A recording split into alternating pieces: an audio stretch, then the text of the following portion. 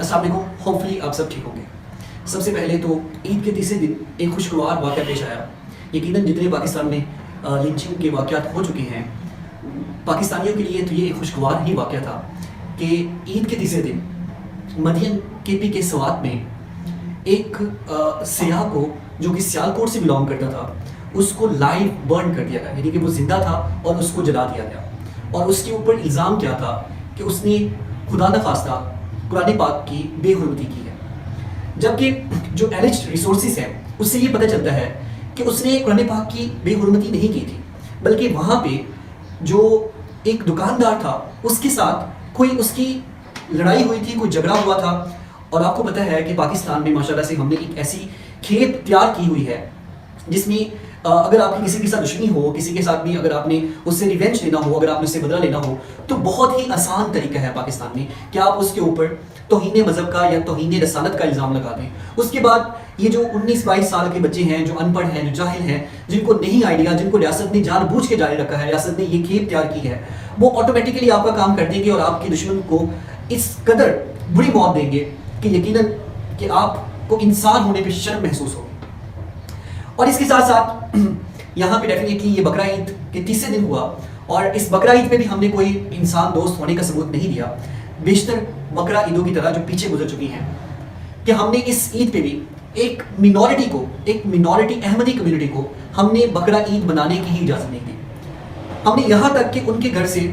اگر کسی کے گھر سے 3 ماہ کا بقرہ ملا تو ہم نے وہ بھی اٹھا لیا، اور ان کے جو ممبرز تھے ان کو عید کے دنوں میں جیل میں بند رکھا، پابندی سلاسل کیا رکھا ہم نے ان کو۔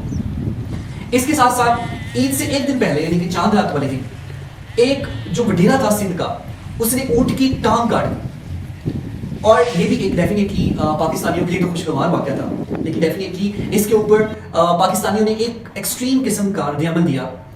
اور اس رد عمل پہ مجھے بڑی خوشی ہوئی کہ چلیں اگر انسانوں کے اوپر کرولیٹی ان کو نظر نہیں آتی تو جانوروں کے اوپر تو کرولیٹی نظر آتی ہے۔ لیکن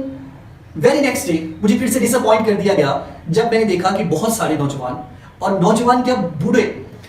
انہوں نے بھی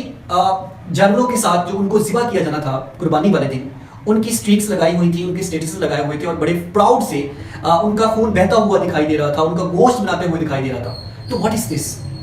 کیا آپ کو نہیں لگتا کہ یہ اینیمل کرولیٹی ہے؟ یہاں پہ یہ بات کلیئر کرنا ضروری ہے کہ I am not against sacrifice, کہ میں قربانی کے اگینسٹ نہیں ہوں۔ قربانی تو سنت ہے، ایک واجب عمل ہے، جو جس کی استطاعت ہو اس کو پورا کرے۔ لیکن یہاں پہ میں اس ٹرینڈ کے اگینسٹ ہوں جو اس سوسائٹی نے اس کو بنا دیا ہے۔ یہ ٹرینڈ تو اسلام میں بھی نہیں ہے۔ قربانی تو رحم دلی کا نام ہے، ترس کھانے کا نام ہے۔ اللہ کے راہ میں جو ایک قربان، آپ جانور قربان کر رہے ہیں، اس کی جان کی ضیاع، جو اس کی جان جا رہی ہے صرف اللہ کی راہ میں، تو آپ کو اس کا دکھ ہونا چاہیے۔ قربانی تو احساس کا نام ہے، لیکن یہاں پہ چونکہ قربانی صرف ایک دکھاوا بنا دیا گیا ہے کہ آپ جسٹ اپنا سٹیٹس اپ ہولڈ رکھنے کے لیے یا دوسروں کو دکھانے کے لیے کہ ہمارے پاس کتنا پیسہ ہے، آپ اس لیے قربانی کرتے ہیں۔ آپ نے یقیناً دیکھا ہوگا کہ قربانی کے جانوروں کو سجا کے، سوار کے آپ نے گلیوں میں گھماتے ہیں۔ تو یہ سب کیا ہے؟ یہ سب ان لوگوں کو جو قربانی نہیں کر سکتے، جو استطاعت نہیں رکھتے، ان کو بتانا کہ آپ ہم سے کمتر ہیں، ان کے اندر ایک احساس کمتری پیدا کرنا، قربانی کو ایک شو پیس بنا کے پیش کر دینا، تاکہ وہ لوگ پھر کہیں نہ کہیں سے اپنا کوئی لون پکڑتے ہیں، کوئی کسی سے کوئی قرض لیتا ہے، کس سود کے اوپر قرض لیے جاتے ہیں، اور وہ قربان کرتے ہیں، کوئی نہ کوئی قربانی کے لیے جانور خریدتے ہیں، اور پھر وہ بیچارے غریب ساری پورا کا پورا سال اگلی آنے والی قربانی تک اس قرض کو ادا کرنے میں لگا دیتے ہیں۔ اور یقیناً یہ تو قربانی کی سول نہیں ہے، اور نہ ہی ہمارے اسلام نے ہمیں یہ سکھایا ہے۔ یہ تو ایک الگ بات ہے، لیکن جو عید کے تیسرے دن ہوا، جس کو میں کہہ رہا ہوں کہ پاکستانیوں کے لیے یہ خوشگوار واقعہ ہے، کیونکہ اب یہ نہ تو پہلا واقعہ تھا اور نہ ہی یہ آخری واقعہ ہے،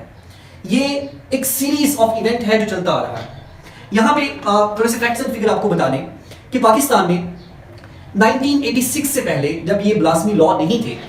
تو اس وقت تقریباً پاکستان کے اندر جو بلاسمی کے کیسز تھے یا جو رپورٹ ہوئے تھے کیسز، وہ زیادہ سے زیادہ 10 تھے یا 12 تھے۔ 1947 سے لے کے 1986 تک 10-12 بلاسمی کیسز تھے۔ لیکن جب یہ بلاسمی لاز کو انٹروڈیوس کروا دیا گیا، یعنی کہ 1986 سے لے کے 2023 تک کی جو رپورٹ تھی وہ یہ بتا رہی تھی کہ جو پاکستان کے اندر رپورٹڈ کیسز ہیں اس چیز کو لے کے، جن میں کسی کو لائیو برن کر دیا گیا، کسی کو قتل کر دیا گیا، اور کسی کے اوپر بھی بلاسمی پروف نہیں ہوئی، وہ 2182 کیسز ہیں، یعنی کہ 2182 کیسز ہیں۔ تو آپ یقیناً کس طرح سے کہہ سکتے ہیں کہ آپ ایک انسان دوست معاشرہ ہے. ابھی تک جتنے بھی یہ کیسز آئے ہیں، جس طرح میں نے آپ کو پہلے بتایا کہ کسی کے اوپر بھی بلاسمی پروف نہیں ہوئی کہ اس نے بلاسمی کی ہے،